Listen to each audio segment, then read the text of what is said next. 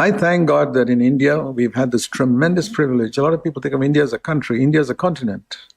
मैं परमेश्वर को धन्यवाद देता हूँ कि मुझे ये बहुत बड़ा सौभाग्य मिला है भारत देश में। लोगों को ऐसा लगता है कि भारत एक देश है, परंतु नहीं, वो एक महाद्वीप है।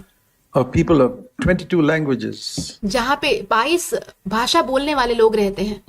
Many cultures. You go from one state to another, you can't speak the language. It's another state.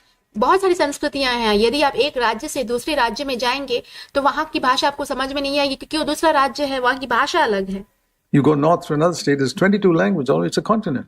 और वहां पे ऐसे 22 भाषाएं हैं अलग अलग जगहों में, और बहुत बड़ा एक महाद्वीप है ये। And not only is it a continent, it's so many different levels of society. और सिर्फ एक महाद्वीप ही नहीं है, समाज में भी बहुत सारे स्तर हैं वहां पे। There are people who live their entire house is one room. और ऐसे भी लोग हैं जिनका पूरा घर जो होता है वो एक ही कमरा होता है।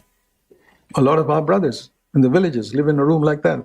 हमारे बहुत सारे भाई हैं गांव में जो कि ऐसे घर में एक कमरे में रहते हैं। That room is dining room, bedroom, everything. और वो एक कमरा जो है उनका भोजन गृह है, उनका सोने का जगह है, सब कुछ है। And they all sleep there. और वे सारे लोग वहीं पे सोते हैं। And then there are others who live with houses with many rooms. और दूसरे लोग हैं जो कि जिनके घरों में बहुत सारे कमरे होते हैं। And God puts all these people together. He doesn't change our social level. और परमेश्वर सारे लोगों को एक साथ रखते हैं। परमेश्वर हमारे सामाजिक स्तर को नहीं बदलते, Or our income level. या तो फिर हमारे आमदनी के स्तर को नहीं बदलते, Or standard of living. या जीवन की जीने के स्तर को नहीं When बदलते। we come to the church. जब हम कलीसिया में आते हैं तब। But He brings these people together who are so completely different. परंतु परमेश्वर सारे लोगों को एक साथ लाते हैं जो कि एकदम एक दूसरे से अलग है। And makes them one. And for me, it's been a tremendous blessing in my life. और उन सारे लोगों को एक करते हैं प्रभु, तो मेरे जीवन के लिए बहुत बड़ा आशीष रहा है। To mingle with people of all different levels. इन सारे लोगों के साथ जो कि अलग अलग स्तर के हैं, उनके साथ मिलने जुलने का। It's one of the privileges which I have, which you don't have here in the United States. ये एक बड़ा सौभाग्य है जो मेरे पास है, जो कि आपके पास अमेरिका में नहीं है। Because here the standard of living, even though the people sitting here, I mean, there's not much difference between the way the poorest person here lives and perhaps the richest person lives. क्योंकि यहाँ पे जीवन जीने के स्तर में ज्यादा फर्क नहीं है कि सबसे गरीब व्यक्ति का जीवन का स्तर जो है वो और एक अमीर व्यक्ति के जीवन के स्तर में ज्यादा फर्क नहीं होता About the same. है। लगभग एक समान ही होता है। Very minor differences. बहुत ही कम फर्क होते हैं। You all own a car, for example. उदाहरण के तौर पे आपके सबके पास कार है। But in India, it's so different. परंतु भारत में ये बिल्कुल अलग है। Very, very different. बहुत ज्यादा अलग है। And social levels, economic levels, different languages. और सामाजिक स्तर अलग है, आर्थिक स्तर अलग है, और अलग अलग भाषाएं हैं। And when God brings them together and makes us a body, it's been a tremendous blessing to us. और परमेश्वर सारे लोगों को एक साथ लाते हैं और उन्हें एक देह बनाते हैं। ये हमारे लिए सबसे बड़ा आशीष रहा। For me anyway, to be a blessing into all of us. और मेरे लिए बहुत बड़ा आशीष रहा। हम सभी के लिए एक आशीष है ये। To mingle with people who are completely different. I would encourage you, my dear brothers. ऐसे लोगों के साथ मिलना जुलना जो कि हमसे बहुत ही अलग है, मैं आप भाइयों को प्रोत्साहित करूंगा। If you understood the new covenant or you want to understand it, यदि आप नए वाचा को समझते हैं या इसको समझना चाहते हैं, be eager to fellowship with the people in this church who are not at your social level. आप ऐसे उत्सुकता दिखाइए उन लोगों के साथ संगति करने में जो कि आपके जीवन के स्तर के समान नहीं है। Who are not at your intellectual level. जो आपके बुद्धि के स्तर पे नहीं है। Who are not of your race. जो आपके जात के नहीं है। Who are completely different. जो कि बिल्कुल अलग हैं। Then you will understand something of the wealth there is in the body of Christ. फिर आप मसीह के देह में जो धन है उसके बारे में कुछ समझ पाएंगे। Otherwise it'll all be theory. You can hear these messages and make all your notes. नहीं तो क्या होगा, ये सारी संदेश आप सुन सकते हैं और जो है आप इसकी टिप्पणियां बना सकते हैं। It won't make the slightest difference next year than it was in the last few years in your life. इससे आपके जीवन के अगले वर्ष में थोड़ा सा भी फर्क नहीं आएगा आपके जीवन के पिछले वर्षों की तुलना में। So this is very practical. तो ये बहुत ही व्यवहारिक है। That's the first thing I want to say about the body of Christ, which is not true in the Old Testament. तो ये सबसे पहली बात है जो कि मसीह के देह के बारे में मैं कहना चाहता हूँ। ये पुरानी वाचा में सत्य नहीं था। Everybody was a Jew. The synagogue of 150 people like this. Everybody was a Jew. वहां पे सारे लोग यहूदी थे। एक मंदिर में 150 लोग इकट्ठे होते थे, यहाँ जैसा है वैसे, पर सभी यहूदी थे। They all spoke the same language. Very easy to fellowship. उन सारे लोगों ने एक ही भाषा बोली और उनके लिए संगति करना बहुत आसान था। That is old covenant. वो पुरानी वाचा है। So when we move in that direction, we are in old covenant. जब हम उस दिशा की ओर जाते हैं तब हम पुरानी वाचा में हैं। The other passage I want to show you is from Ephesians chapter 4. एक और वचन जो मैं आपको दिखाना चाहता हूँ वो है इफिसियों के 4 अध्याय से। In Ephesians 4, it speaks about how Christ builds the body.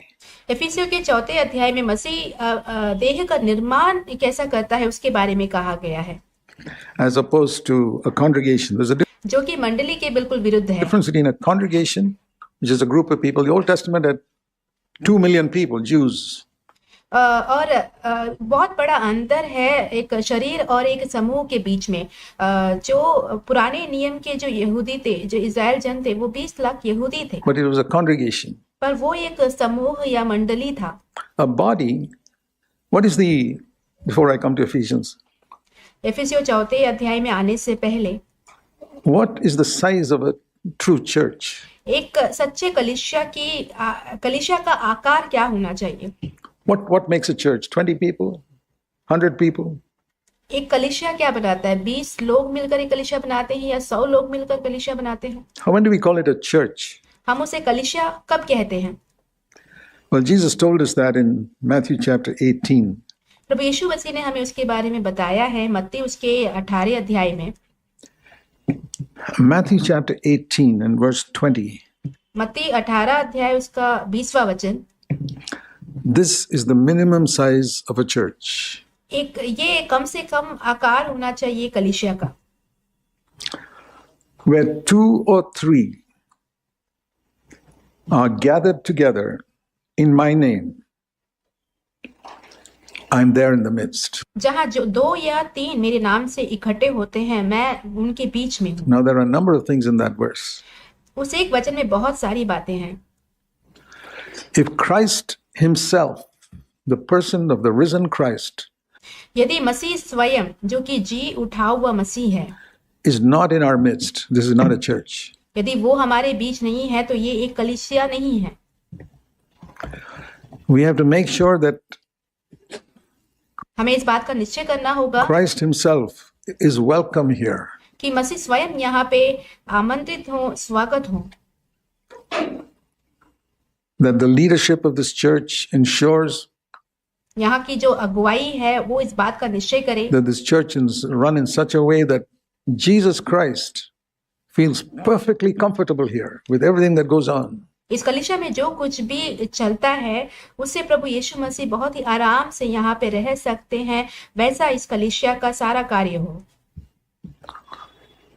And the primary thing he looks for is that everyone seeks to live with a clear conscience. और सबसे मुख्य बात जो कि प्रभु देखते हैं वो ये है कि सारे लोग एक शुद्ध विवेक के साथ रहने की खोज करते हैं। Even if it's a new Christian or a very mature Christian. होने दीजिए कि वो भले एक नया मसीही हो या तो फिर परिपक्व मसीही हो, He must keep his conscience clear. उसे अपना जो विवेक जो है वो शुद्ध ही रखना है। It's a minimum requirement. ये कम से कम योग्यता है। I am in the midst where 2 or 3 are gathered together. Now, जहाँ पे 2 या 3 एकत्रित होते हैं मैं उनके बीच में होता हूँ। people tend to read the Bible carelessly, not only here. लोग जो है लापरवाही से बाइबल को पढ़ते हैं, सिर्फ यहाँ ही नहीं। It's not where 2 or 3 people gather together. ये ऐसा नहीं है कि जहाँ पे 2 या 3 लोग इकट्ठे हो रहे हैं। It's easy to misunderstand that. That is how most people read it. इसे गलत समझ लेना बहुत आसान है क्योंकि ज्यादातर लोग ऐसे ही पढ़ते हैं इसे।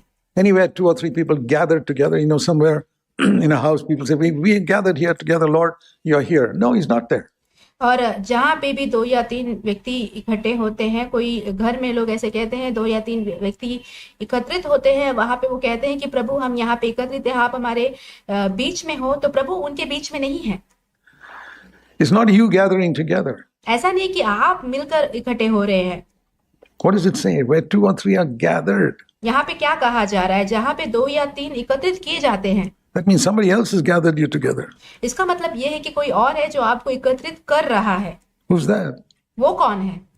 The Holy Spirit. पवित्र आत्मा है वो।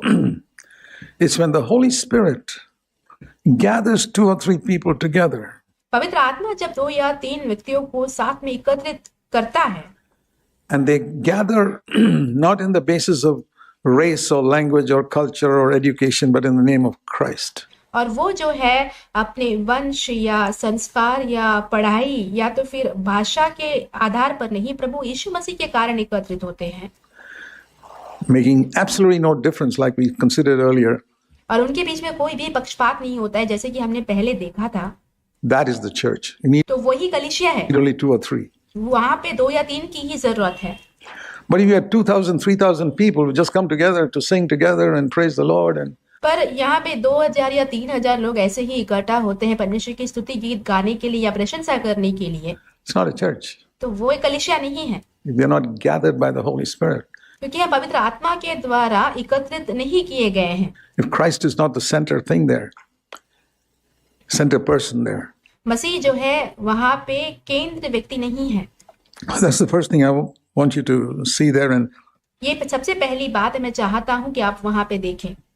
it speaks here about 2 or 3 यहाँ पे 2 या 3 लोगों के बारे में कहा गया है gathered together in His name जो कि उसके नाम पे एकत्रित होते in हैं fellowship. संगति के लिए। Now we can move to Ephesians 4, where it speaks about the body of Christ again.